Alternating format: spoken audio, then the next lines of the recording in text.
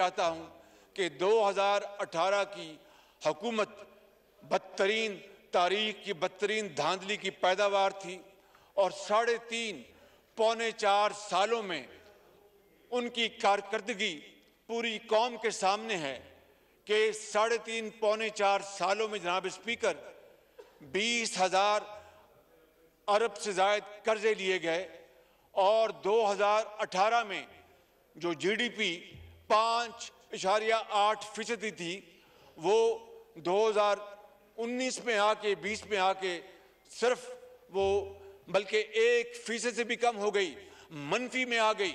जहां पे स्पीकर लाखों लोगों को रोजगार दिलवाना तो दूर की बात थी, लाखों लोग बेरोजगार हो गए, किसी को एक छत दिलवाना तो दूर की बात थी, लोग बेघर हो गए और पाकिस्तान की मईशत का जनाब स्पीकर जनाजा निकल रहा था।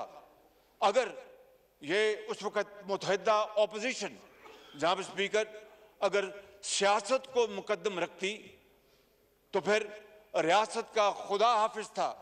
हम सब ने मिलकर मुशावरत की और फैसला किया कि हमें रियासत को बचाना है, सियासत बचती रहेगी। रियासत को ना बचाया तो खुदा ना खास्ता सियासत सफ़ाए हस्ती से मिट जाएगी। जनाब स्पीकर, ये वो था फैसला जो इस फ्रंट बेंच में बैठे जो हमारे कायदीन हैं उन्होंने मिलकर किया, मुशावरत के साथ किया। हम जानते थे कि पाकिस्तान डिफॉल्ट के करीब है, हम जानते थे कि इतनी बड़ी जो हमारी मईशत तबाही का शिकार हो चुकी है उसको वापस जिंदगी दिलवाना कोई आसान काम नहीं। हम जानते थे कि बेरोजगारी जो है वो अरूज पर है, हम जानते थे कि महंगाई वो है वो अरूज पर है। लेकिन जनाब स्पीकर, क्या हम चोर दरवाजे से आए?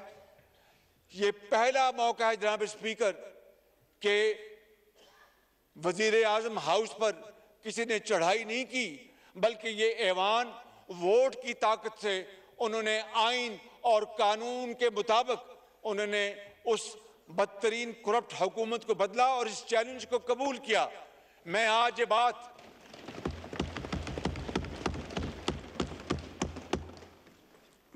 बात जनाब स्पीकर, मैं आपको डंके की चोट पर कहना चाहता हूं और मुझे इसमें कोई कंफ्यूजन नहीं है। मेरे ये भाई और मेरे ये बुजुर्ग और बहनें सब यहां पर मौजूद हैं। मुझे ये पता था कि इन्होंने अपनी बड़ी कमाल मेहरबानी से तमाम पार्टीज जो इस हुकूमत का हिस्सा हैं, चाहे वो आसिफ अली जरदारी साहब हों, चाहे वो मौलाना फजल रहमान साहब हों, चाहे वो जनाब मक्सी साहब हों, चाहे वो खालिद सिद्दीकी हों, चाहे वो ANP के कायदीन हों, चाहे वो BNP के कायदीन हों, मैंगल साहब हों, चाहे वो दावर साहब हों, चाहे वो जनाब स्पीकर एक बुतानी साहब हों, उन सब ने मिलकर बड़ी मोहब्बत से मेरे कायद नवाज शरीफ ने मुझे मुंतखब किया। तो मैं जानता था कि ये फूलों की सेज नहीं है, ये कांटों का एक बहुत खारदार ये एक सफ़र है। मैंने अल्लाह ताला का नाम लेकर इनकी मावनत से ये जिम्मेदारी कबूल की, वगरना जनाब स्पीकर वज़ीर आज़म अगर बनना होता तो माजी में मैं अगर नज़र दौड़ाऊं और आपकी खदमत में सिर्फ चंद मिसालें पेश करूं तो वो काफ़ी हैं। 1993 में बल्कि 92 में एक सदर थे, आज इस दुनिया में नहीं हैं, लिहाजा कोई इस दुनिया से चला जाए तो उसके बारे में बात नहीं करनी चाहिए, ना मैं करूंगा, लेकिन उस गुफ्तगू के एक नहीं एक से ज़्यादा लोग उसके गवाह हैं। उन्होंने मुझे कहा कि तुम वज़ीर आज़म बन जाओ, बाकी रेस्ट इज हिस्ट्री। उसके बाद जनरल मुशर्रफ जो जिंदा हैं उन्होंने मुझे कहा कि तुम वज़ीर आज़म बन जाओ, रेस्ट इज हिस्ट्री। और इसके अलावा भी ऐसे जनाब स्पीकर राज हैं जो कि मेरे दिल में दफन हैं, मैं वो कभी क़यामत तक कब्र तक मैं उसको नहीं उगलूंगा, ता वक्त कि वो दूसरा फरीक उगल दे तो और बात है, जिस तरह जनरल मुशर्रफ ने उगला। कहने का मकसद ये है कि अगर मुझे वज़ीर आज़म बनना होता और ये तगमा सजाना होता तो एक नहीं कई मौके थे।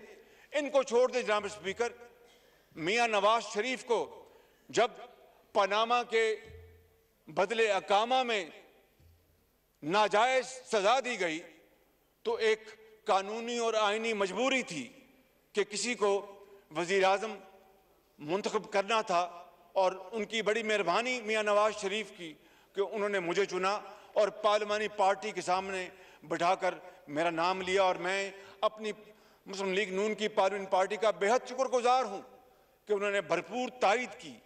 लेकिन उसके बाद मैंने ये फैसला किया कि अगर, और देखिए जनाब speaker, nobody is indispensable in this world.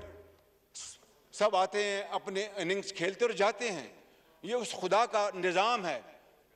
कोई यहाँ पर सिकंदर नहीं रहा। वो सिकंदर, लाखों सिकंदर वो कब्रिस्तान में मिलते हैं, तो वो कहते हैं कि माँ पूछते पुत्र तू केड़े सिकंदर लभना है, इतने लखा सिकंदर समा गए ने। तो ये दुनिया फानी है। तो मैं कह ये रहा हूँ कि अगर मैंने माजी में उन गैर कानूनी ऑफर्स को मैंने अल्लाह ताला के फज़ल करम से ठुकराया, तो आईनी और कानूनी जो ऑफर थी मियां नवाज शरीफ की, वो तो उन्होंने मुझे ऐलान कर दिया था। लेकिन मैंने फैसला किया कि मुझे जो पंजाब में जो अवाम ने मैंडेट दिया, पार्टी ने, मियां नवाज शरीफ ने, मैं उन मंसूबों को मुकम्मल कर लूँ। वो अगर खुदा को मंजूर ना होता तो मुकम्मल ना होते। तो मैं यहाँ पर 11 महीने आकर मुझे तो ये भी नहीं समझ आनी कि मैंने फॉरेन अफेयर्स में क्या करना है। हमारे नौजवान जो फॉरेन मिनिस्टर हैं, उनके कंधे बड़े मजबूत हैं, वो बड़ा अच्छा काम कर रहे हैं। मैंने अपना जो बाकी जो मामलात हैं, इंटरनल मामलात सूबों के साथ, तो मुझे तो 6 महीने इसी में लग जाएंगे। तो मैं अपना काम मुकम्मल करूं पंजाब में, और फिर देखा जाएगा। फिर वो 2018 के इलेक्शन हुए, और वो तारीख के, जिस तरह मैंने कहा कि बदतरीन वो इलेक्शन थे। लिहाजा मैं कह ये रहा हूं कि ये कोई मैं तगमा सजाए नहीं बैठा। रात को भी नींद नहीं आती कि किस तरह इस कौम, गरीब कौम, दुखी कौम, किस तरह बांग्लादेश जो हमसे बिछड़ गया और हमसे आगे चला गया, किस तरह वो कौमें जो पाकिस्तान से बहुत पीछे थी हमसे आगे चली गई। हम क्यों नहीं आगे गए, हम क्यों पीछे रह गए? ये वो सवाल जनाब स्पीकर, चुपता हुआ सवाल जो मैं अपने आप से पूछता हूं और पूरी कौम पूछती है। 75 साल गुजर गए, अभी तक हमने अपना रास्ता मुतय्यन नहीं किया। आप देखिए, मुझे बताएं, आज सवाल पैदा होता है कि जनाब, मैं अदलिया के मेरे दिल में बड़ा एहतराम है, लेकिन मैं इस फ्लोर पे खड़ा हूं, एक मुंतखब नुमाइंदा हूं, तो हक और सच की बात अगर आज नहीं करेंगे तो कब करेंगे जनाब स्पीकर? मैं ये पूछता हूं कि वो जमाना था जब एक साबिक चीफ जस्टिस जो दिन रात सुओ मोटो लेते थे, आज ये 56 कंपनी को सुओ मोटो करो, इसका केस लगा लो, आज ये फलां केस उसका सुओ मोटो लगा लो, आज ये फलां केस उसका सुओ मोटो लगा लो।